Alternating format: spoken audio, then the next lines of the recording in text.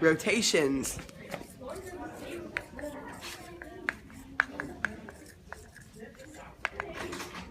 There are some general rules about rotations. When you're on a test and they don't tell you which way to rotate, always assume it's going counterclockwise. When rotating 90 degrees, the x and y values will reverse and they will be the opposite of y, and the x value will stay the same. When you're rotating 180 degrees, the x and y values will stay in the same place, but it will be the opposite of x and the opposite of y. When rotating 270 degrees, the x and y value will stay the same place, and it will be the opposite of x and the same value of y. Okay, now, if you're rotating clockwise, the 270-degree rule and the 90-degree rule will switch. Oh, hi! Come on over.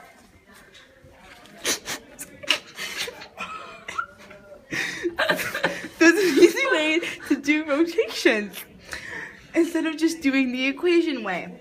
So, you're always going to assume that it's going to be counterclockwise. Here it says you're going to rotate a right triangle 90 degrees. So, the easy way to do this, if you have a board or a paper, you're going to rotate counterclockwise one turn, which is 90 degrees, like this.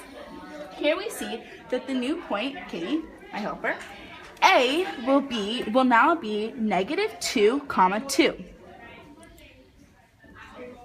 B will be -4, 2. And C will be -2, 1, 2, 3, 4. Now, when we reverse it back to its original position, we're going to graph the new points.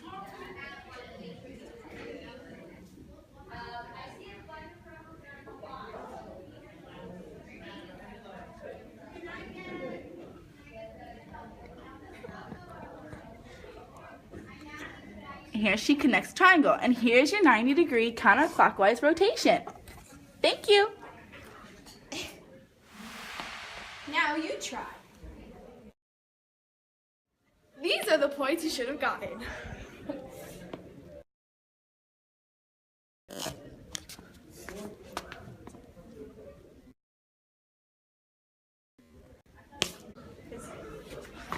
Reflections over lines.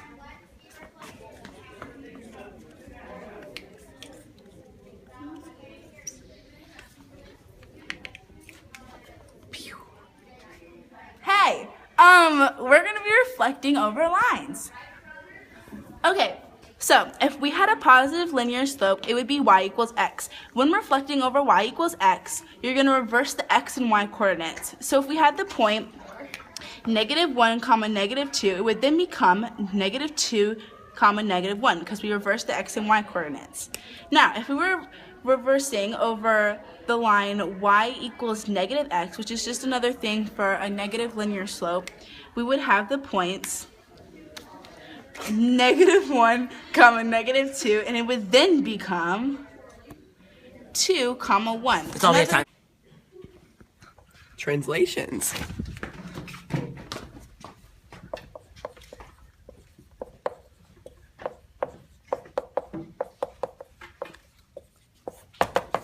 Yeah!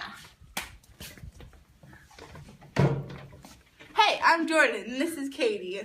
We're going to talk about translations with x and y values. So, when translating an x and y value, if we were to talk about if it was shifting up or down, we would change the y value. So, it would be x, y plus or minus A number. a number, which would be up or down. So, let's give an example. If we were shifting a point down 10 units, the new point would be x, y minus 10. And the same goes if it was doing up 10 units, it would be y plus 10. Thank you, Katie. You are welcome. Okay. Now, if we were to shift left or right, since right is in the positive values and left is in the negative values, I guess you can pretty much guess what we're going to do. So let's give an example. If we were to translate a point 5 units to the left, the new point would be x minus 5, comma, y. If we were to translate 5 units to the right, which is in the positive section, it would be x plus 5, comma, y. Okay. Hola! This is our example board. Okay, so for the example of the day, we have a point 2, comma, 1. So we're going to put together shifting up and shifting down with the x and y coordinates together. So here we're going to shift it 5 units up and 3 units left, this point 2, comma, 1. So we're going to deal with the x value first. Since it says 3 units to the left, we're going into the negative range. So it's going to be 2 minus 3. And now we're going to do 5 units up, which is going to deal with the y values. Since we're going up, we're going to deal with positive values, not negative. So we're going to do 1 plus 5.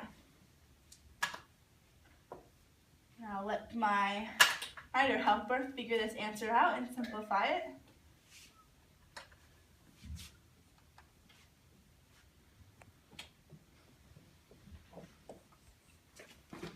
And here's our new answer, negative 1, comma, 6. Now you try. This should be your answer.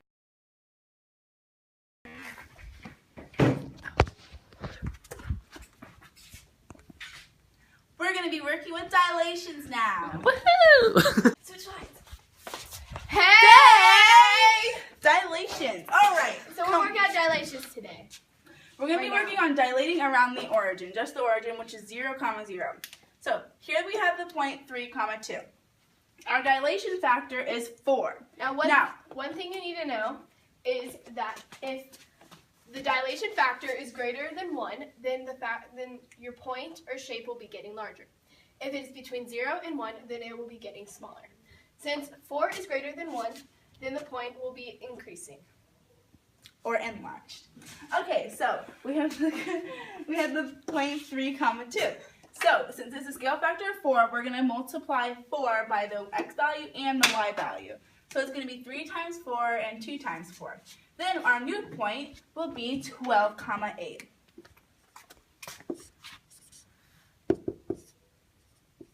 Just stop it. Thank you for watching!